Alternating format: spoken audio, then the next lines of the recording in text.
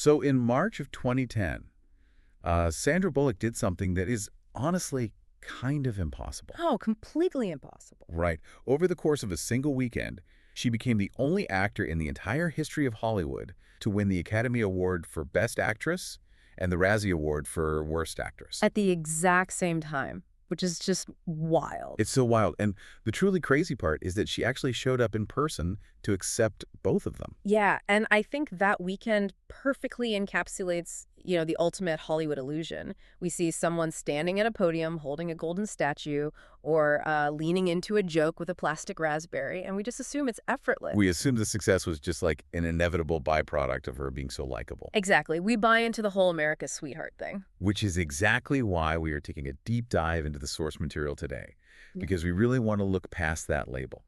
We've got this incredibly comprehensive stack of notes and historical data detailing her life and her career over the last 3 decades. And it is a fascinating career. It really is.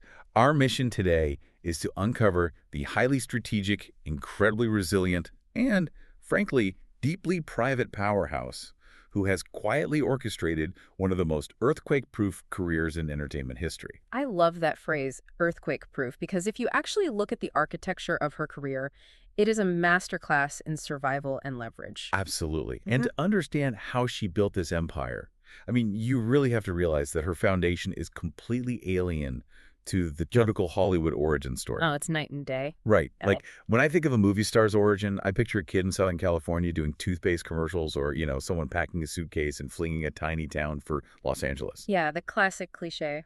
But looking at her early life in the sources, it reads more like a mashup between a highly regimented military upbringing and a bohemian European theater troupe.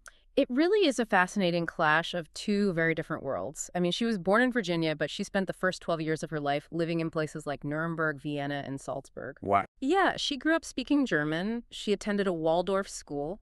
And the parental dynamic here is so specific, too. Her mother, Helga, was a German opera singer and a voice teacher, and her maternal grandfather was actually a German rocket scientist. Which is quite the pedigree. Right. But then her father, John, was an Army employee from Alabama who ran the military postal service in Europe, and later he became a Pentagon contractor. It's quite the mix. I mean, a rocket scientist's genes, a European opera singer, and a Pentagon logistics expert. That is definitely not your standard stage parent setup. Not at all. And it gave her these dual influences that are really crucial to her later business acumen. How so? Well, on one hand, you have the strict logistics and discipline of the military from her father. On the other, you have the intense, emotional, and highly rigorous world of European high art from her mother. Right. She was constantly traveling with her mom on these grueling European opera tours. She studied ballet, vocal arts, and she even sang in the Nuremberg Opera's children's choir. Wait, so she was actually taking small parts in her mother's productions? Exactly. She wasn't just sitting in a velvet theater box watching. She was working. Okay, but what I don't quite get is how that specific European upbringing translates to Hollywood. Because the source material also notes she has a visible scar above her left eye from falling into a creek as a kid. Yeah, she definitely wasn't a fragile porcelain doll. Clearly. But how does this high art childhood actually prepare someone for the brutal meat grinder of the American film industry?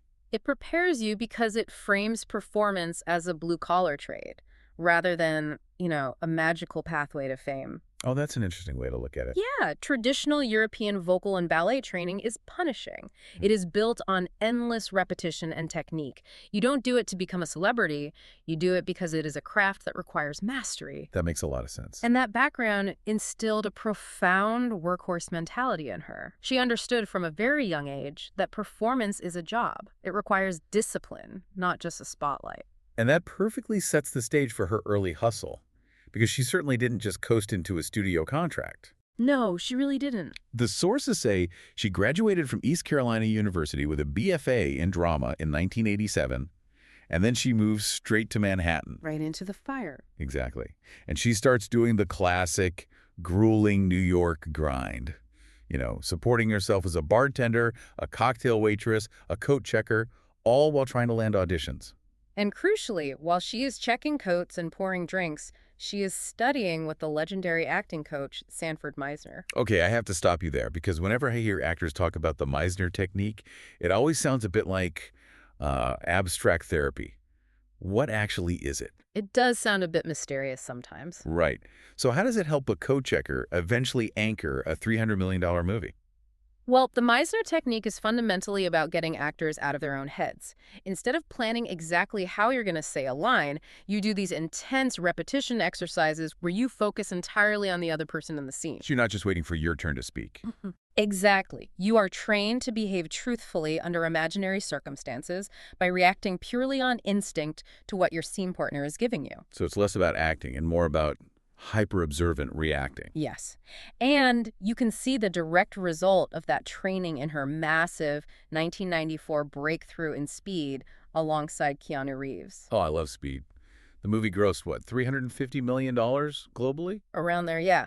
But if you look at how she actually got the role, the casting directors required her and Reeves to do a chemistry read that was highly physical. They were literally rolling around on the floor together. Because it's an action movie set on a bus rigged to explode. Yeah. If you're faking the panic, the audience checks out immediately. Precisely. Her Meisner training meant she wasn't just pretending to be scared. She was instinctually reacting to the physical chaos and to Reeves.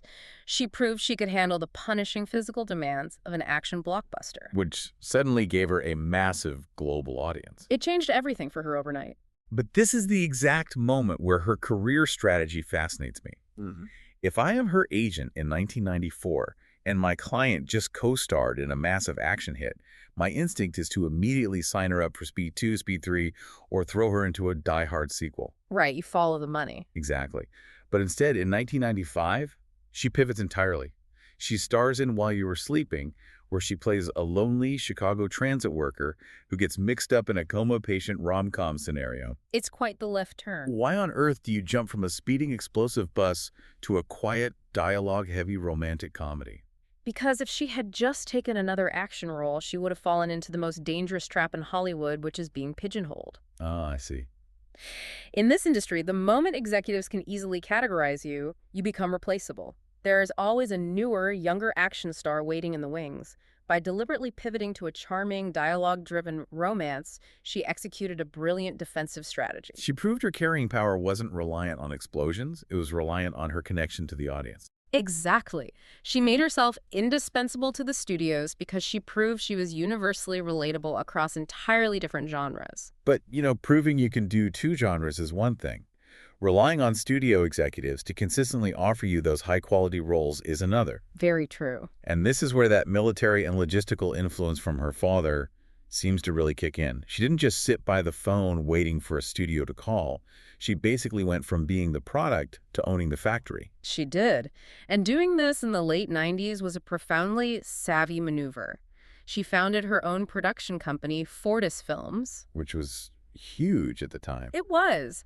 Historically, actresses have faced a notoriously short shelf life, largely dictated by male studio executives who tend to, age women out of lead roles by the time they hit 35. Right. By establishing her own production company, she was building a fortress against that inevitability. And she kept the executive suite incredibly tight. According to the notes, she made her father the CEO and her sister, Gesine, the president of the company. Keeping it all in the family. Now, I have to play devil's advocate here. Conventional business wisdom usually says that mixing family and massive amounts of money is a recipe for absolute disaster. Why did it work for her? Well, because in Hollywood, the alternative to family is often a team of managers and agents whose primary motivation is their own 10% commission. Good point. They might push an actor into a terrible movie just to secure the payday. By installing her father, who, remember, already had high-level Pentagon logistical experience, and her sister, she surrounded herself with an executive board whose only priority was her actual long-term well-being. And the financial leverage that gave her is staggering. Through Fortis Films, she started manufacturing her own star vehicles. She produced Hope Floats, 2 Weeks' Notice, and Miss Congeniality, which grossed $212 million globally. A massive hit. And here is the mechanism that people often miss about Hollywood wealth. Because she was the producer and owned the intellectual property of Miss Congeniality, she didn't just get an acting fee for the sequel. She commanded a massive $17.5 million salary plus back-end profits. She dictated her own worth. But her executive control wasn't strictly about enriching herself. It's important to look at how she used that leverage to shift the industry. What do you mean? She served as an executive producer on the sitcom George Lopez from 2002 to 2007. She used her production weight to get a show centered on a Hispanic family onto network television. Which was incredibly rare back then. Very rare. And it eventually won her the Raul Julia Award for Excellence for expanding career openings for Hispanic talent. She even diversified outside of Hollywood entirely. The sources mentioned she opened a restaurant called Best Bistro and a bakery, floral shop, and event planning service called Walton's Fancy and Staple, both in Austin, Texas. Classic portfolio management. Exactly. She built a physical and financial infrastructure where she didn't actually need Hollywood's permission to work or generate an income. She completely insulated herself. But, the irony of building a massive, highly successful portfolio is that when you take big swings as both an actor and a producer, the highs and lows become extreme. Oh, absolutely. And that brings us right back to the paradox of 2009. Let's really dig into 2009 because it is one of the most bizarre and fascinating case studies in the history of entertainment. It was a monster year for her. A career-defining year. She released a proposal, a massive rom-com hit that made $317 million. Then she released the drama The Blind Side, which grossed over $309 million. And the source material notes it was actually the first film in history to pass the $200 million mark with only one top-billed female star. Wow. History making. But what is revealing about The Blind Side is that she initially turned down the role of Leigh-Anne Tuohy 3 separate times. 3 times. Why? She felt deeply uncomfortable portraying a devout Christian because she wasn't sure she could execute the role authentically. Which is such a testament to her discipline. I mean, if you are trying to cement an empire, turning down a lead role in a major studio drama 3 times seems crazy. It does. But she was fiercely protective of the craft. When she finally did say yes, she delivered a performance that won her the Academy Award for Best Actress, the absolute zenith of peer recognition. Yet, that exact same weekend, as we mentioned at the start, she won the Razzie Award for Worst Actress for a film she produced and starred in called All About Steve. Where she played an eccentric crossword puzzle writer. Yes, exactly. It really is like winning the Nobel Prize and a Darwin Award on the exact same day. For most actors, winning a Worst Actress Award is a PR nightmare that they try to bury. Usually they don't acknowledge it at all. But she actually showed up at the ceremony. She brought a little red wagon full of DVDs of the movie and handed them out to the voters, challenging them to actually read the script. It was brilliant. From a psychological and public relations standpoint, why did leaning into the humiliation actually make her more popular? Because it completely disarmed her critics. When you show up to an event designed to mock you, and you do it with grace, humor, and a wagon full of DVDs, you're stripping away the typical Hollywood pretension. You take the power back. Exactly. You're telling the public, I take my work seriously, but I absolutely do not take myself too seriously. You cannot mock someone who is already in on the joke and who actually owns the punchline. Right. It proved that her America's Sweetheart title wasn't just a marketing gimmick. It was backed by genuine, bulletproof self-awareness. She owned the failure just as fiercely as she owned the success. But this is where her career trajectory genuinely confuses me. After reaching this absolute peak, I mean, she was officially the world's highest paid actress in 2010, and she hit that mark again in 2014. She doesn't cash in. No, she steps back. Ben Affleck, who starred with her in Forces of Nature, noted at the time that literally every script in Hollywood had her name on it. Every studio wanted her. If I am at the absolute peak of my earning power, I am working around the clock. But she does the exact opposite. She just stops. She deployed what economists call strategic scarcity. She explicitly stated in interviews around that time, as I've gotten older, I say no, a lot more. I didn't have the guts to do that before. Because she knew her worth. Oh, she recognized that her presence on screen had become a highly valuable currency. If she flooded the market with terrible movies just for the paycheck, the value of her currency would plummet. By printing less of it, the value skyrocketed. And when she did finally say yes to a script, her choices became incredibly curated. But I want to point out the dramatic shift in the types of roles she started accepting. It's a very noticeable shift. She totally moves away from the breezy romantic comedies that built her early career, and she pivots toward intensely physical, isolated, survival-focused roles. Yes. Look at Gravity in 2013. It's a grueling, claustrophobic space thriller where she is stranded entirely alone in orbit, fighting just to breathe. Terrifying movie. It really is. And it became her second highest grossing film, pulling in $716 million and earned her another Oscar nomination. And then she dominates the streaming era with the exact same type of survivalist narrative. She stars in Bird Box in 2018, where she plays a fiercely protective mother trying to survive a psychological apocalypse blindfolded. Which was Netflix's most watched film for years. Right.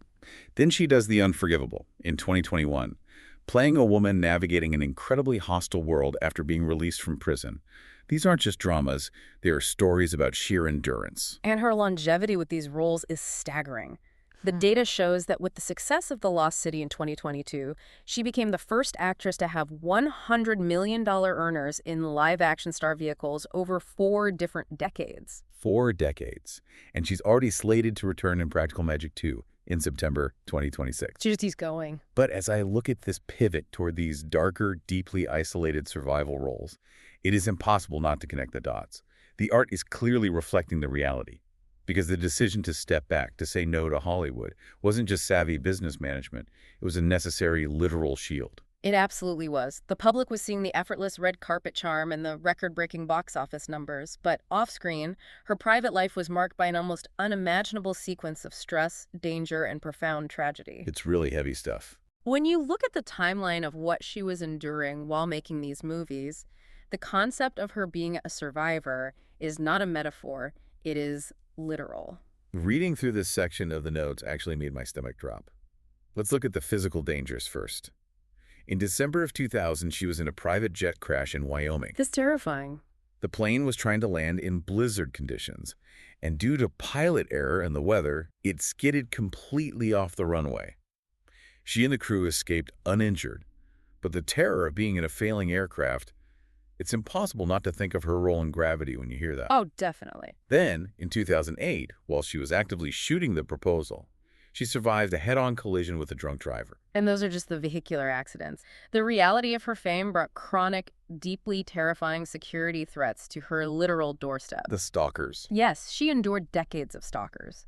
In 2007, a woman actually tried to run over her then-husband with a car outside their home. But the incident in 2014 is the one that really shakes you. A man broke into her Los Angeles home while she was inside.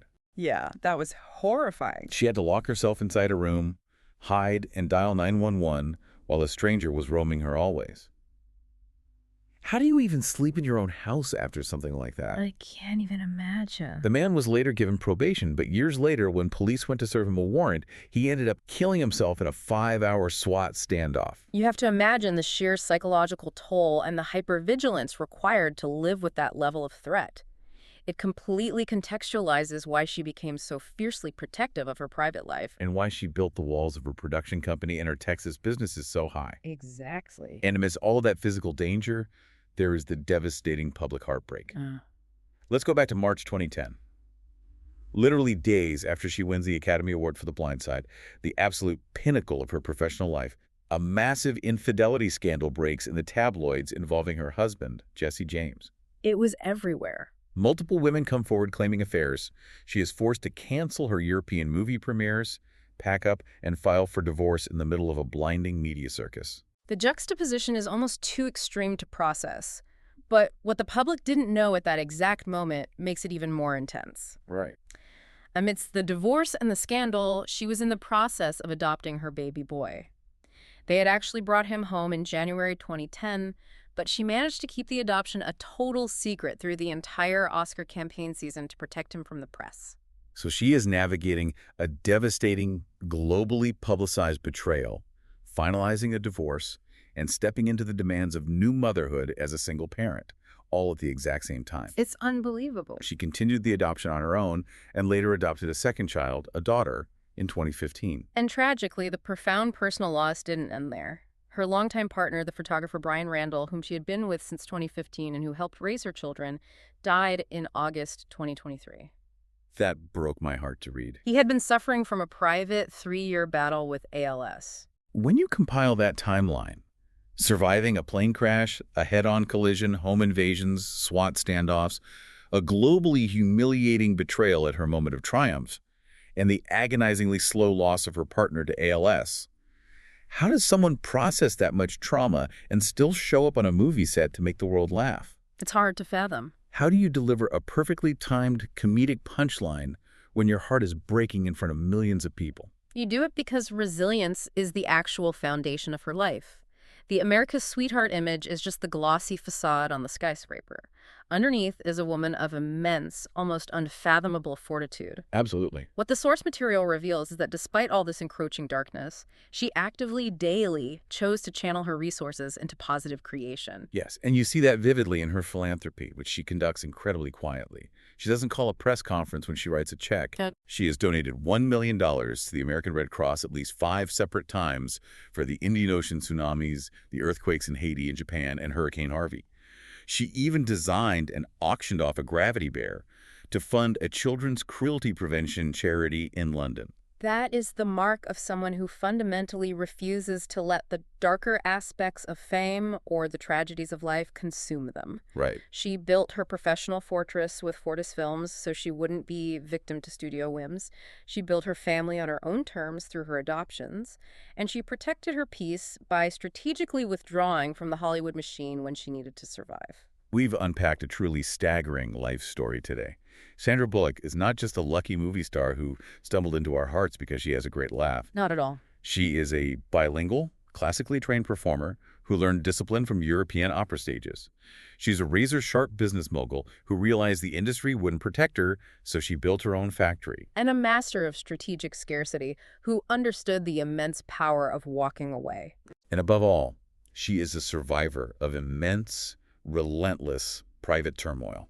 The profound contrast between the public joy she has provided to billions of people and the private battles she has fought to secure her own peace is really what makes her legacy so remarkable. So the next time you watch her sitting on an exploding bus, or delivering a perfectly timed punchline, or floating untethered in the terrifying void of space, remember the incredibly complex, resilient person orchestrating all of it from behind the scenes. Well said. In an era where every single one of us is pressured to constantly overshare, to be perpetually visible, and to capitalize on every waking moment of our lives, Sandra Bullock built a billion-dollar legacy by knowing exactly when to step into the spotlight, and more importantly, exactly when to step away. Yeah. Looking at your own life, your own career, and your own peace of mind. What could you achieve if you started using the word no as your most powerful tool?